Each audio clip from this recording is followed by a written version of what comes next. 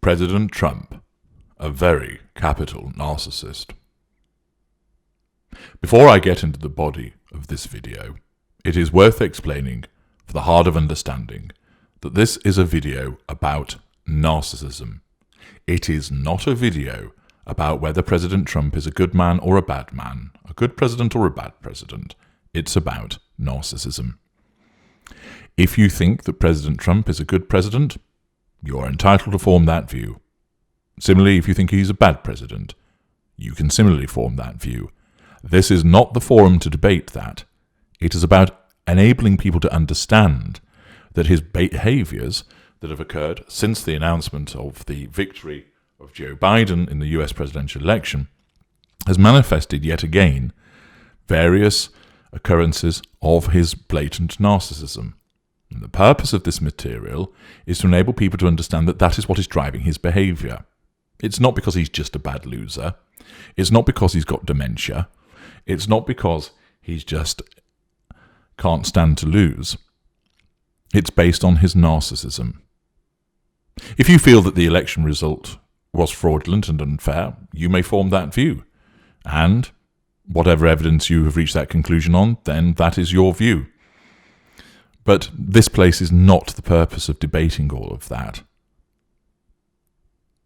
So don't clog up the comments with it. It's pointless. If you want to debate whether you believe that Trump's a narcissist, go ahead. If you want to take issues with various aspects of his narcissism, go ahead. If you agree, state as such. But this is a video about narcissism. It's not about the relative merits or demerits of President Trump. It's important to make that clear, because repeatedly there are dunderheads who can't get that into their skulls. So here we are. President Trump, a very capital narcissist. What happens when you threaten a narcissist's control? The narcissist must nullify that threat, either directly, indirectly, or through withdrawal. If you tell a narcissist that he isn't good looking, this threatens his sense of superiority, and thus his control. His narcissism will compel him to nullify this threat to his control. One way of doing this would be for the narcissist to respond with, "Yes, I am." "You do not know what you're talking about. Ask anybody. They will tell you that I am good looking." The narcissist has sought to nullify the threat to his control by denial, asserting he is good looking. Denial again. "You don't know what you're talking about. Therefore I deny you are correct." And grandiose triangulation. "Ask anybody. They will tell you I am good looking." Accordingly, what happens if you tell the President of the United States that the New York Times has issued the first of its reports chronicling his tax filings, revealing that he paid a mere $750 in federal income taxes the year he ran for president, and again during his first year in office? You threaten his control. His narcissism therefore needs to nullify the threat immediately. President Trump did this by utilizing his favored form of basic manipulation, dismissive denial. He said the reports were made up. "It's fake news," he told reporters at the time. "It's totally fake news, made up, fake. We went through the same stories. You could have asked me the same questions 4 years ago. I had to litigate this and talk about it. Totally fake news, no." Then he deflected blame, attempting to cast doubts about the legitimacy of the report with his own false claim. Trump has used the allegation of fake news over 2,000 times since he took office. If I told him that that was the case, he would probably tell me that that too was fake news. Why? Because in his world, it is actually fake. What then happens if you tell a narcissist that he has lost the recent presidential election? You threaten his control on a massive scale. You provide challenge fuel, but the actual loss itself would wound Trump on a massive scale. This threatens his control over hundreds of millions of people within his own country, and furthermore, by stripping him of the position of president, in due course, you threaten his control over billions of people worldwide, because they will no longer regard him as President Trump. This, understandably, is a huge problem for the narcissist, and the narcissism instinctively will reject this threat to the control and galvanizes the narcissist to take action to nullify this threat. And this is what the world has witnessed on a near daily basis since it was announced that Joe Biden had won the US presidential election in November 2020. Repeated allegations of electoral fraud, that the election win was stolen away from him, that there is a conspiracy to usurp him from office, and similar assertions have been made. This culminated in pro-Trump protesters storming the Capitol building in Washington on January 6, 2021, drawing worldwide condemnation for such actions. What is going on? President Trump is a narcissist. He is what I categorize as an upper lesser type B narcissist. What does that then mean? Well, without going into a huge amount of detail, I'll provide you with the fundamental points. He has no emotional empathy. He sees the world through his narcissistic perspective of people either being under his control, giving him control, therefore white, or threatening his control, or are not under control, black. He sees everything through this lens. He does not operate a facade, meaning what you see is what you get. He isn't polished, smooth, or statesmanlike, but instead he's bombastic, belligerent, and bullying. He has achieved considerable success in terms of wealth, fame, and political power, although of course some ask questions about quite just how wealthy he actually is. He doesn't know that he's a narcissist. He operates on the basis that you are either with him, you are great people, we love you, or you are against him, the fake news media, crooked Hillary Clinton, leaking sneaky Dianne Feinstein, Al Frankenstein, Al Franken, Puppet Jones, Doug Jones, and he has a long list of nicknames for those people that he sees as painted black. His manipulations, which need to assert control, are obvious and rudimentary. He has a deluded, inflated sense of who he is, seeing himself as the best, the expert, the most successful. There are repeated pronunciations by him which demonstrate that. He has a huge sense of entitlement and doesn't recognize boundaries. Witness the grab 'em by the pussy comment, the fact that he regularly talks over people, he interrupts people, as witnessed with his conduct with regard to Joe Biden in the first televised presidential debate last year. He engages in habitual and repeated behavior which is designed to assert control over anybody and everybody he deals with and to nullify any threat to that control, because he must have control at all times. He engages in repeated and habitual behavior which is designed to draw fuel being an emotional response from other people made to happen by the narcissist, and he draws this from anybody and everybody that he deals with. And of course, being the President of the United States, his fuel matrix is absolutely massive.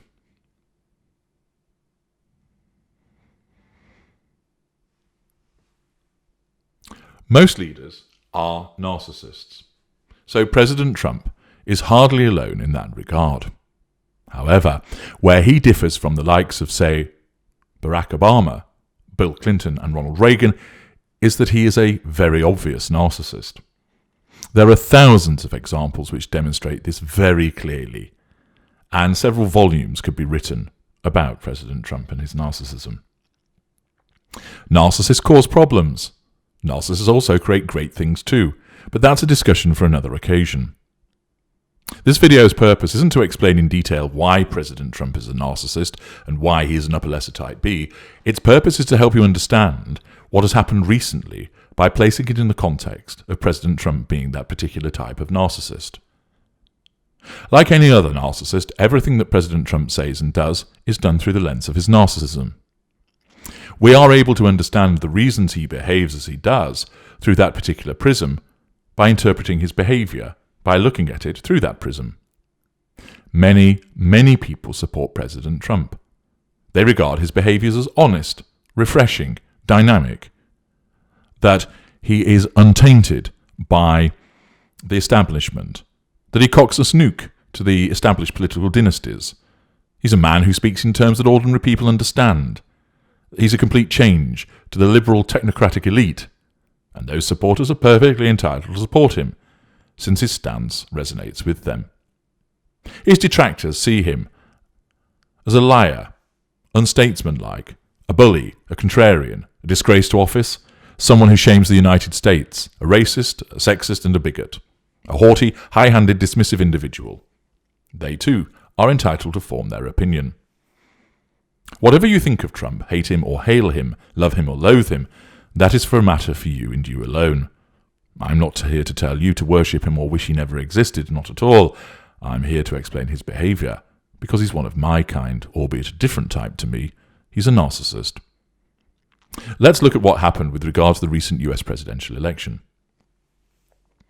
President Trump of the Republican Party, who was elected in 2016, sought re-election to a second term against former Vice President Joe Biden of the Democratic Party. The general election was held on November 3, 2020, with voters directly selecting their state's members to the US Electoral College. On November 7th, most national media organizations projected that Biden had clinched enough electoral votes to be named the US president-elect. The formal voting by the Electoral College took place on December 14th. The US Congress was then scheduled to certify the electoral result on January 6, 2021, and the new president to be inaugurated on January 20th, 2021. There is a considerable amount of detail which exists with regard to the timeline between November 3rd and now, and to list it all, whilst instructive to do so and to pass comment on how it demonstrates the various aspects of President Trump's narcissism, would result in something extremely long and unwieldy. Therefore, a variety of representative examples and summaries serves to demonstrate the behaviour of the narcissist to the repeated threats to his control. Remember, this is about demonstrating his narcissism. It is not about the rights and wrongs of what has happened. What follows is a selection of threats to Trump's control, and it exhibits his response to that threat, because that is what his narcissism does. It is important to understand that from President Trump's perspective, all of these were credible threats. And furthermore, his actions were entirely appropriate. That perspective was not one that was always shared by others, however, including news networks, other sections of the media, judges, politicians, and the electorate. Trump, in his unconscious, must have control, and therefore, if something suggests that he hasn't got it, his narcissism in effect instructs him to respond in a particular way to nullify that threat and to gain control once again. He doesn't sit and consciously make things up. He believes them. And where his view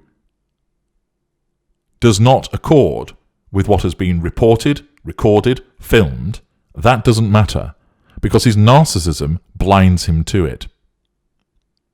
This has resulted in many people scratching their heads, unable to understand how it is that he will say something and then moments later deny that he ever did say it.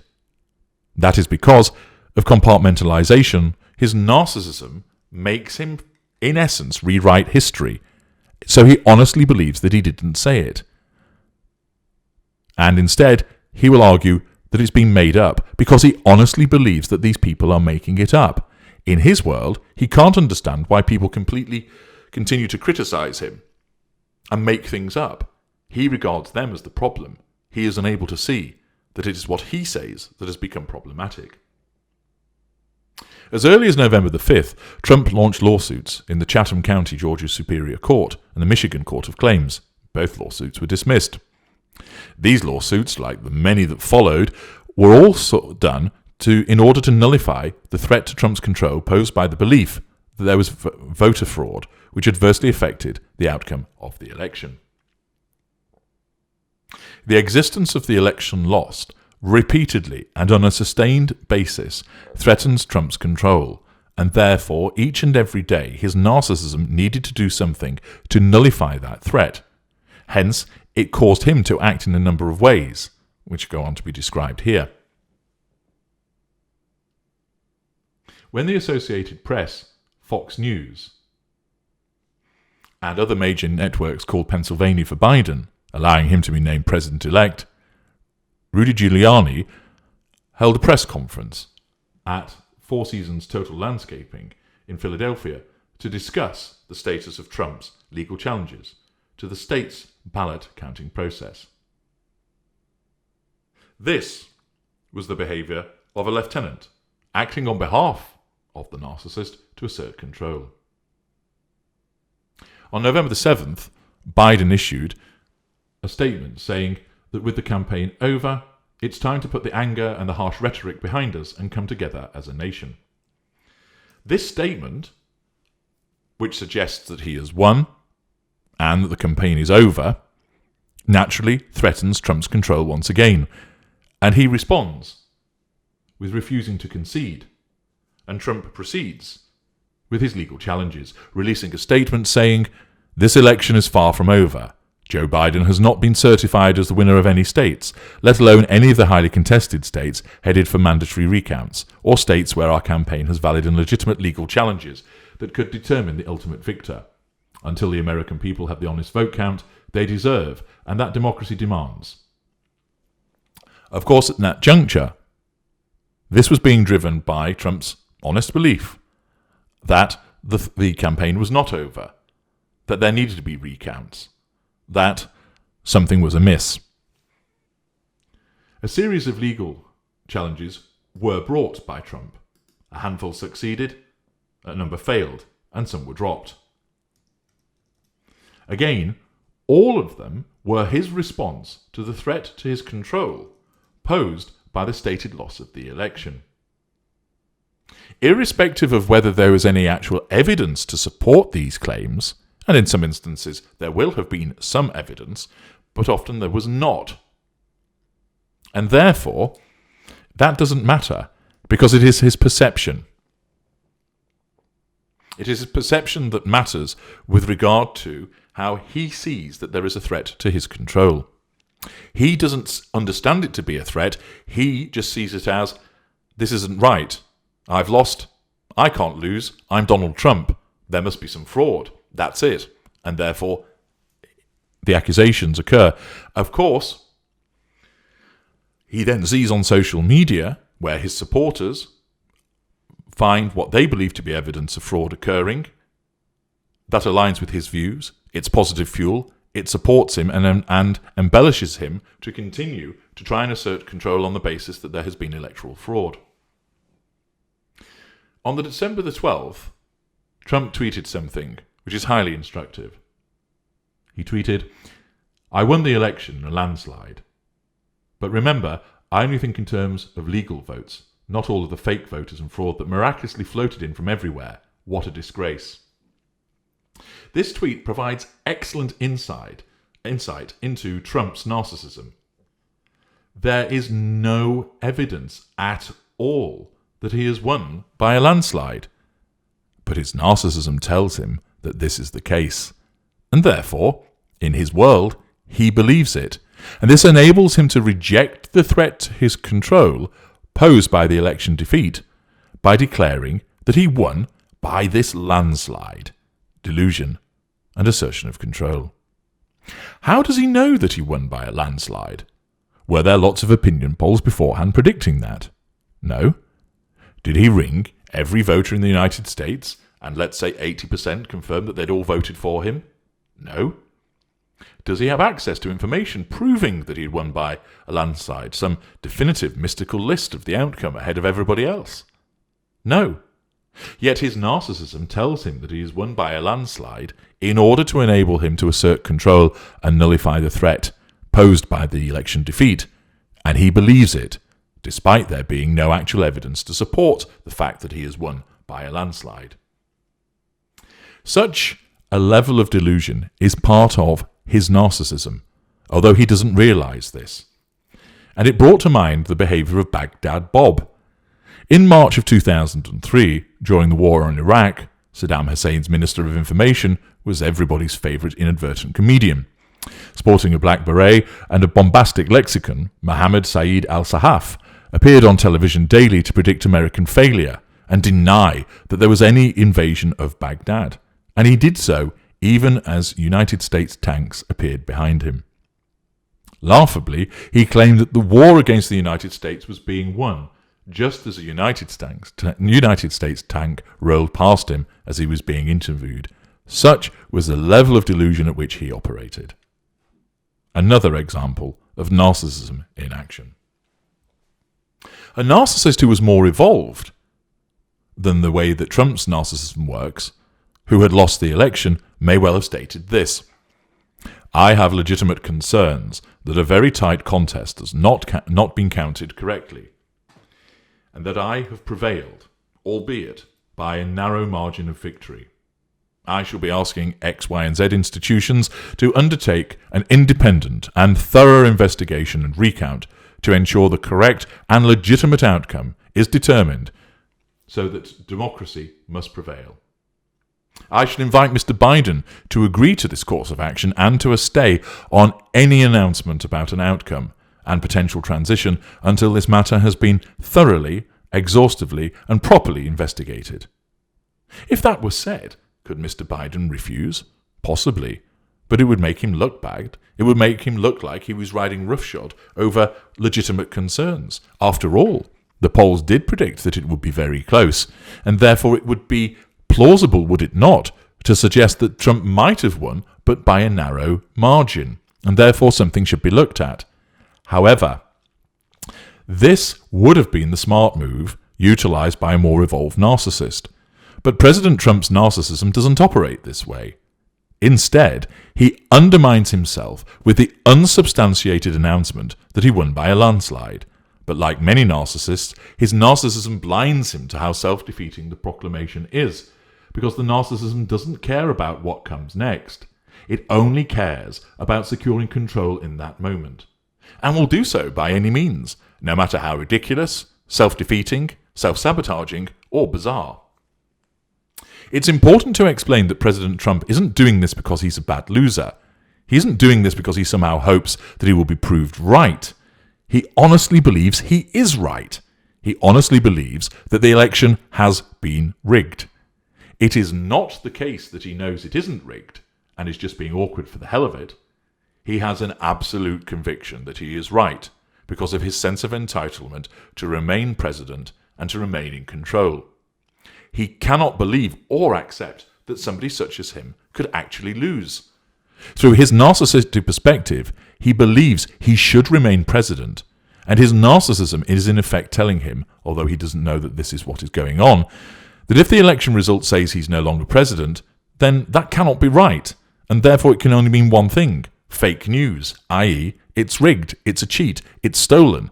And therefore, his narcissism compels him to launch these various lawsuits as an attempt to assert his control over the election process itself and to remain in power. It's worth pointing out that this would occur irrespective of whether there was actually evidence to support the claims or whether there was not. The very fact that he has lost the election causes massive wounding to Trump.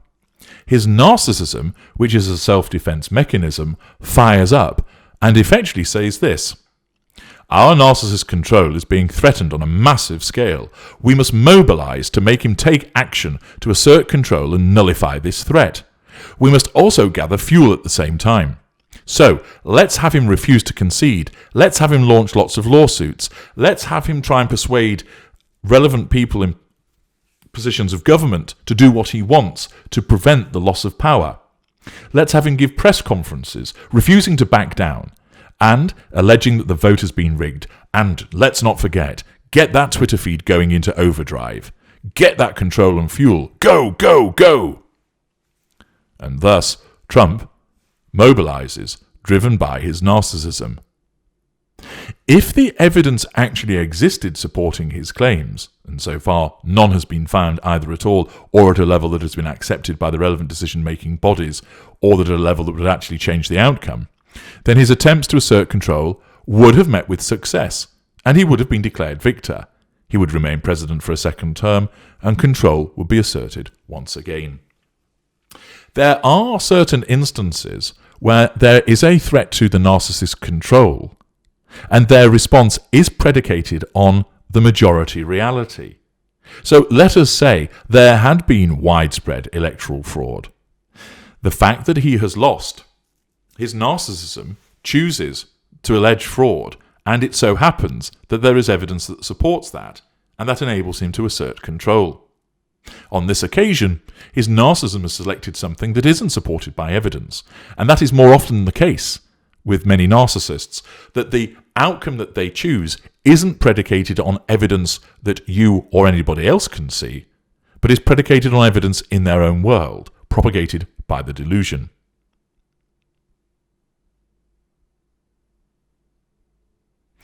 Accordingly, he has sought to assert control again and again and again, because the continuance of the election defeat threatens his control repeatedly and regularly.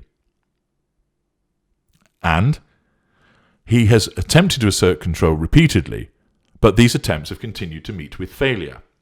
Lawsuits have been dismissed. Commentary in the media has rejected it.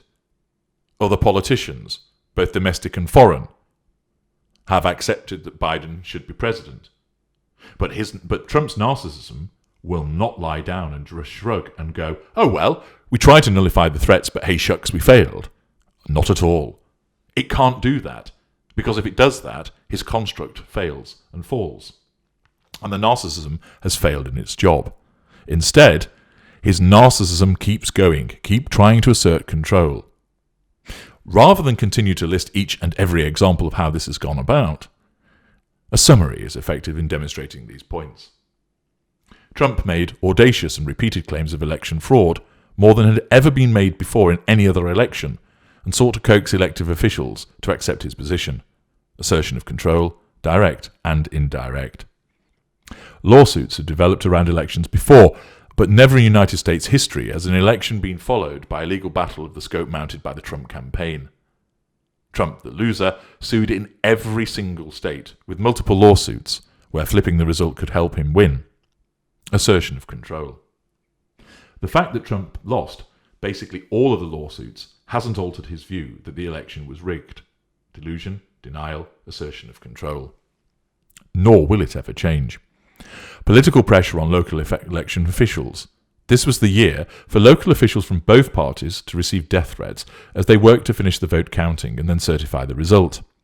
Many Republican officials, as in Philadelphia, Michigan and Georgia, reacted to pressure with expressions of outrage and brave statements of principle. But other local Republican officials, as in Detroit, responded to the merest charm offensive from Trump by trying to retract their certification of the county results. Assertion of control. Goaded by Trump, legislators in Pennsylvania asked the Supreme Court to prevent certification by the state of its result. Republican Senate candidates in Georgia demanded that the Republican Secretary of State withdraw from the certification there.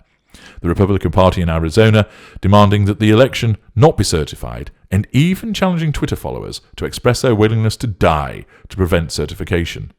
Assertion of control. On the whole, efforts by the state-elected officials to respond to Trump's sudden demand, assertion of control, that they overthrow what everyone had previously recognized as a democratic process, were half-hearted and ineffectual. Nevertheless, they still amounted to a demonstration of his attempts on a repeated basis to assert control by nullifying the huge threat to his control posed by the stated election defeat. The repeated failure to concede, to accept that the election was not rigged, and that he has lost, has mystified many people. But they don't realize that President Trump honestly believes he has been cheated, and he will go on believing that, because from his perspective, he believes he has been cheated. Nothing will persuade him to the contrary.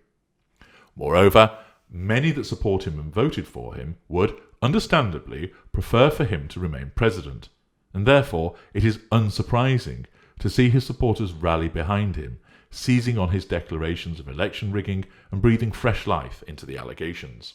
Social media has been awash with this. As the machinery continued to grind forward towards Joe Biden's inauguration, it was necessary for Congress to confirm that Joe Biden would be president, and this would be done on January the 6th. Numerous pro-Trump supporters had planned to exercise their legitimate right of protest at the Capitol building in Washington. This resulted in the Capitol being stormed by protesters and the death of 4 people, and thereafter worldwide coverage and condemnation by political leader after political leader. What has President Trump's behaviour demonstrated in relation to this recent event? He called on his supporters who stormed the US Capitol building to go home in a video message and subsequent tweet on Wednesday, which Twitter has now removed, but defended the destructive mob for infiltrating the building and said he loves his supporters who forced their way into the Capitol. Trump told supporters he knows your pain, I know you're hurt, for their anger over his presidential loss, saying, "We love you, you're very special." The president continued to insist that the presidential election was fraudulent, when there has been no evidence to support that. "You have to go home now. We have to have peace. We have to have law and order," Trump said, saying that his supporters can't play into the hands of these people. Trump asserts control over his supporters through the manipulation of flattery by describing them as special and that he loves them. He does not care for how this would be viewed as condoning the behaviour because he does not operate a facade, and it is necessary for him to do this in order to not only assert control over his supporters, but also once again to reject the election result. Notice that although he tells the supporters to go home and there has to be law and order, he then blame shifts by saying that it is actually the fault of these people, because if you keep protesting, they will just use it against you. A classic victim mentality exhibited by the narcissist. In a now removed tweet, Trump then told his supporters to remember this day forever, grandiosity, and said of the violent break-in to the Capitol building, "These are the things and events that happen when a sacred landslide election victory is so unceremoniously and viciously stripped away." Grandiosity, delusion. He continues the delusion driven by his narcissism and continues to reject and nullify the threat to his control caused by his election defeat. Trump's video message came after President-elect Joe Biden called on Trump to put an end to the insurrection and denounce his supporters in a more forceful way. Joe Biden's call, of course, would be a threat to Trump's control, and he rejects this by not denouncing his supporters and instead by flattering them. Trump's response to the storming of the Capitol is no surprise whatsoever, and is commensurate with the type of narcissist that he is. Congress eventually certified Joe Biden's election win, and there have been calls for the 25th Amendment to be used to strip Trump of his presidential powers after yesterday's events. Such calls, of course, again will amount to a further threat to his control. Trump remains understandably bullish. He is extraordinarily well-fueled, both in terms of negative and positive fuel from his supporters and detractors, in positions both high and low. The fact that so many turned out to protest on his behalf, the fact that they stormed the Capitol on his behalf, will have given him fuel. This well-fueling will enable him to continue to assert control over anybody who challenges his control further. And this will not result in him lying down and going quietly. In the meantime, Joe Biden, it appears, will be inaugurated as the next President of the United States. You cannot relax, Joe, as you will be going under the Tudor scope very soon also. I'm H.G. Tudor. Thank you for listening.